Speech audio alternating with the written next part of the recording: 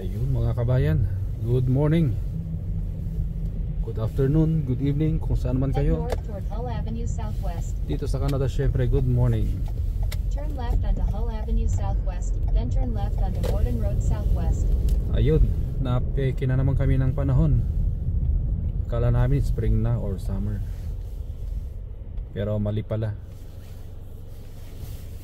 Ayan, at nag-snow na naman, malamig. Ay. Dati ganitong oras napakaliwanag na, alas 7. Ngayon madilim na naman ulit. Bali ang nasa forecast ay 3 days na magi-snow. Dinig ko kagabi parang aabot ng 150 cm. So malakas-lakas siya, makapal-kapal. Lipat na nga lang ako kasi wala, traffic, matatagalan sa biyahe.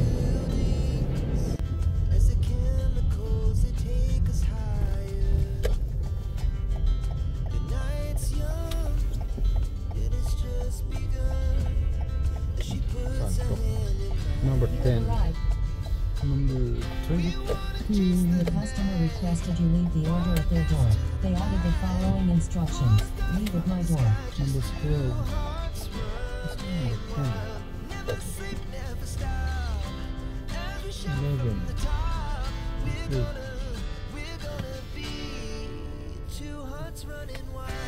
Parang may mali. Still number 10.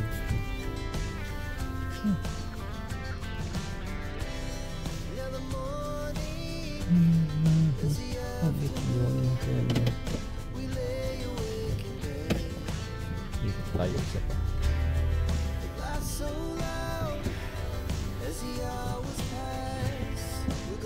Number 8. Mali.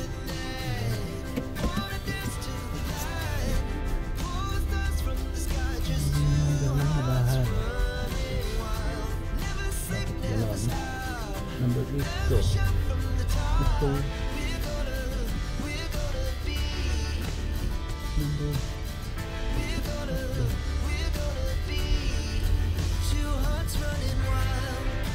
20. Number 6. May mali.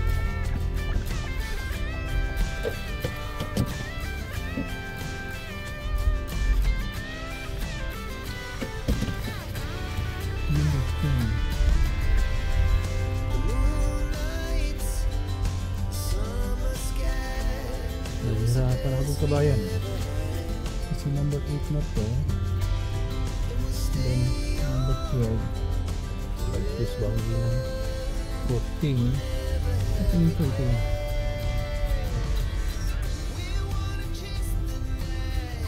dito. Hindi ba makikita yung number? Wala.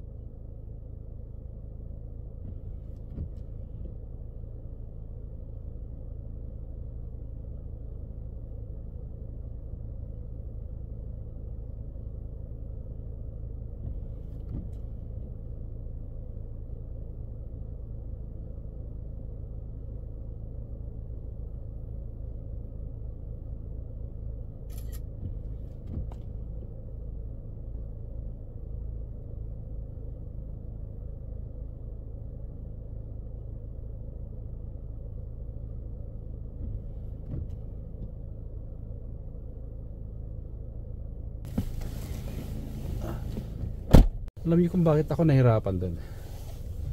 Kasi yung kulay ng wall ng bahay pareho sila ng kulay ng number ng bahay. Galing ng idea, no? Parang stupid lang. Paano makikita? Pareho ng kulay. Actually marami yan dito eh. Lalo na sa gabi, ang hirap. Nakakainis. Tapos walang ano yung mga bahay, hindi sila nagbubukas ng ilaw. Kahit may na-expect silang delivery, wala silang pakialam. Gumamit ka ng sarili mong flashlight. Yun ang struggle ng ano, kagaya ko, food delivery driver. Pagdating sa gabi, madidilim ang mga bahay. Di ba sa atin sa Pilipinas, mas gusto natin na maliwanag yung labas, nakikita natin kung anong nangyayari sa labas. Dito baliktad, patay ang ilaw sa labas, okay lang sa kanila, nakikita sila sa loob.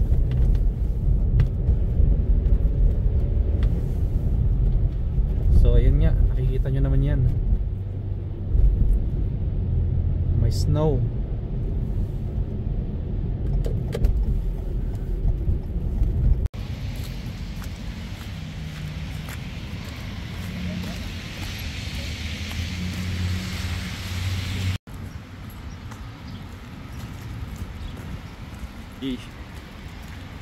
May snow.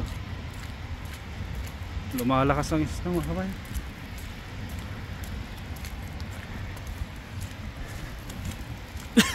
Ay, ito nga pala yung ano ko, sakyan ko. May ads, extra money.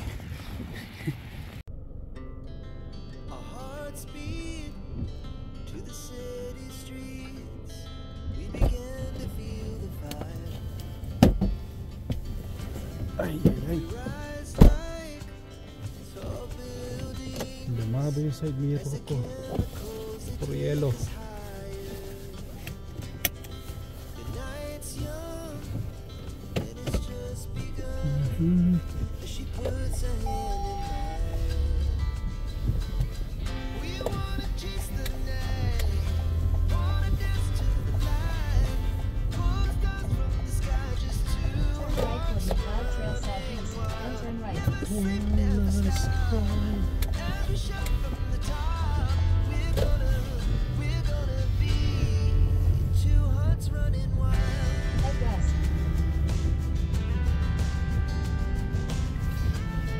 North on McLeod Trail Southeast for 94th Avenue Southeast. Continue on McLeod Trail Southeast for 2 kilometers.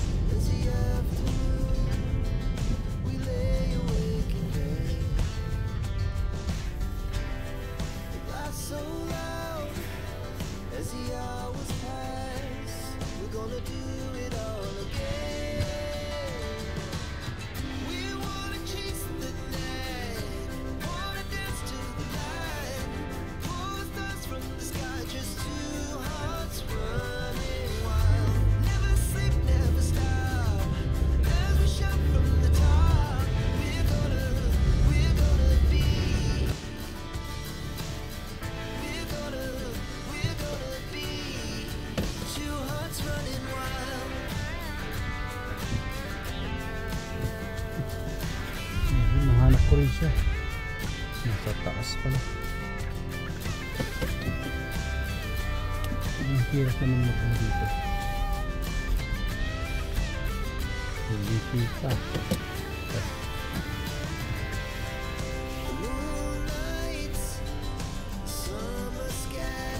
Dito banda, hindi ko alam kung lalabas yung ano. Bandang kaliwa.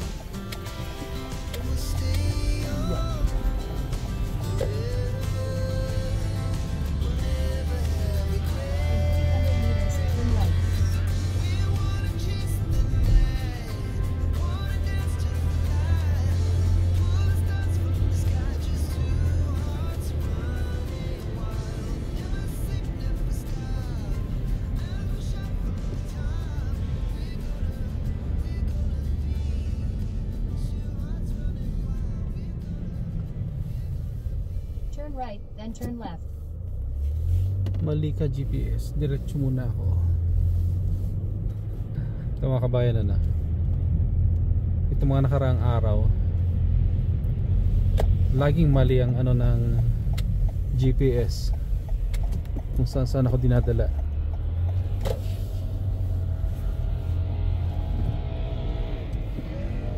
Minsan ang layo-layo,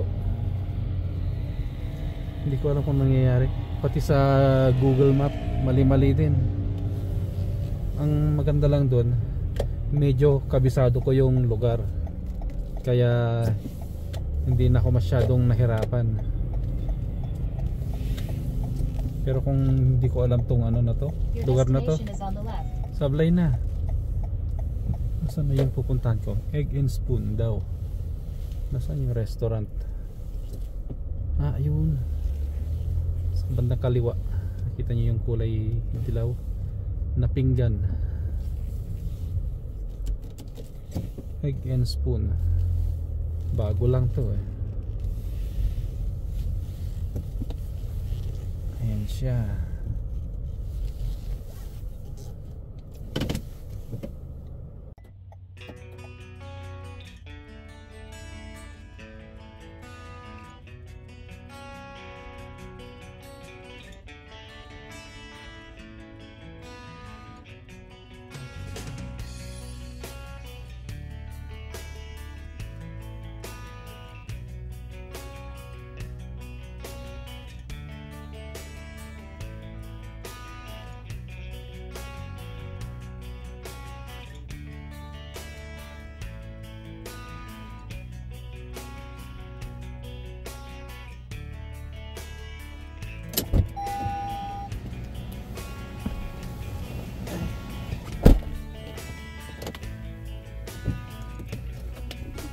Actually itong delivery na to, hindi ko alam kung magkano bayad sa akin.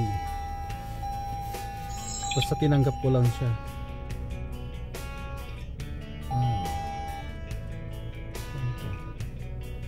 Malapit sa elbow. Okay.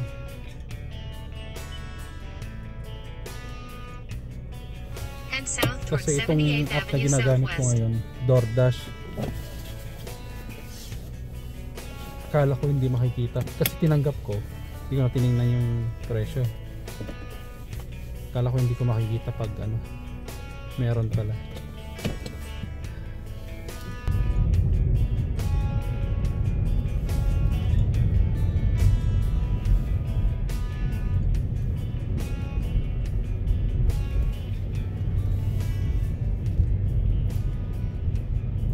Turn left onto 5th Street Southwest, then turn right onto Kirby Place Southwest.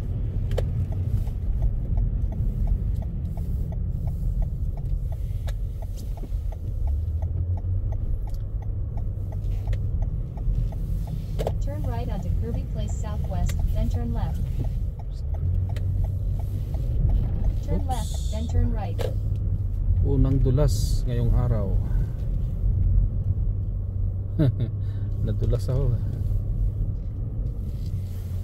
Head west on Kirby Place Southwest. Parang mali In naman 300 tong, meters, turn left. sabi ko na nga ba, may mali na naman dito eh. Ano yun? Number 65. Hindi tama. Parang yung pinuntahan ko. Saan ko magpapark? Kasya ba ako doon? Parang kasya naman. Oops. Kasya. Yan na yung bahay. Lapit lang, di ba? Saan ko bilang live at my door? Okay.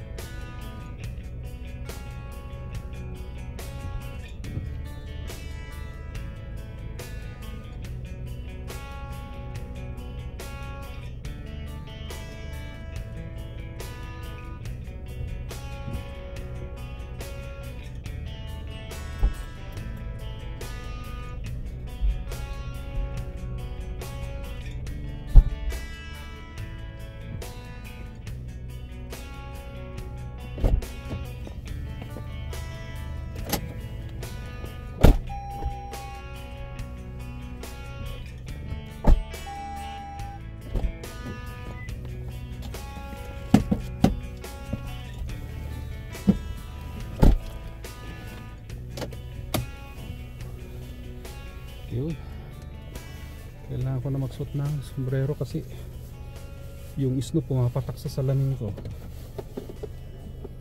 Naduduling ako eh.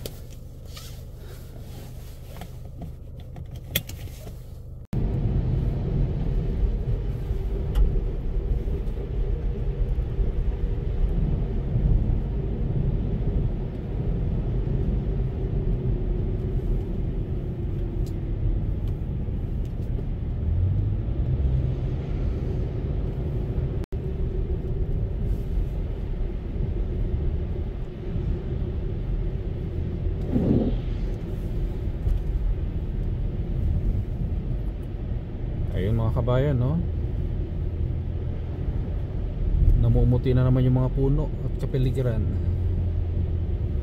Ang ganda tingnan, di ba? Pero ang hirap mag-drive. Hirap lumabas kasi doble-doble na naman ang suot. Makapal na naman ang suot natin. Para ang sarap tingnan eh, no?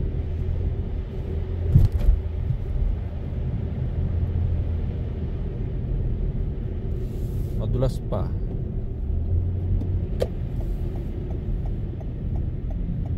Kung hindi ka sanay mag-drive sa snow, mayat maya ka madudulas. Ayun, kagaya nun, dumulas. Mabagal na. Pero hindi agad-agad kumapit yung brake. Tapos yung nakasunod sa akin, nakatutok pa. Kung hindi kumapit ang brake nun, natumbok niya yung pitan na sasakyan.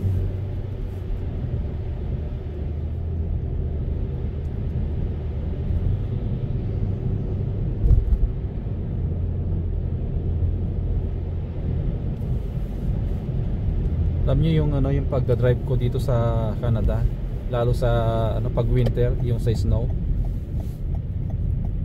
Dalawang winter season bago ko nakuha talaga kung paano mag-drive. Nung una kabado ako eh. Malamig pero pinapawisan ako kasi kinakabahan niya.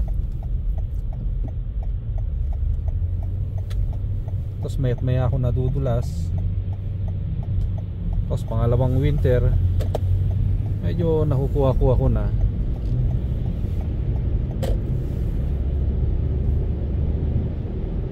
Pag kasi mayelo, hindi ka pwedeng basta-basta mag-brake eh.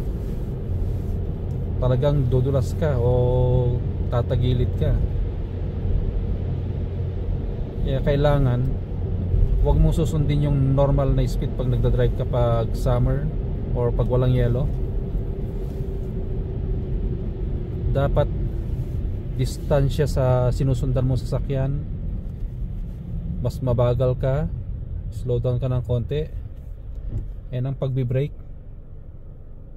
siguro triplehin mo yung yung layo ng pagbi-brake mo sa regular driving. Mas malayo ang distance. Baga malayo pala magbi-brake ka na. Pakonti-konti, hindi biglaan ha. Pakonti-konti lang. Kasi pag biglaan, iikot ka eh. Pwede kang umikot. So pag dahan-dahan, nakokontrol mo, mapapakiramdaman mo kung kumakapit yung brake mo, hindi. Ayan yan, malayo pala, nakabrake na ako yan eh. Ayan. Mas maganda yung kahit gumapang ka ng konti bago kumapit yung brake mo kaysa yung maaksidente ka.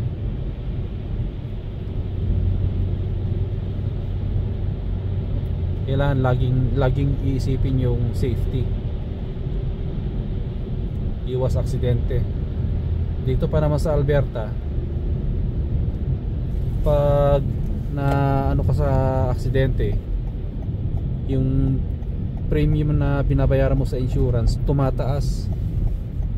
Tapos yung record mo sa aksidente na yon, makikita yon 6 years sa record mo pag kukuha ka ng insurance. Kahit magpalit ka ng insurance, makikita yun. So mas mataas ang babayaran mo buwan-buwan. Yeah, di baling mabagal ka, di baling mabusinahan ka, wag naman yung masyadong mabagal. Basta kailangan lang safe.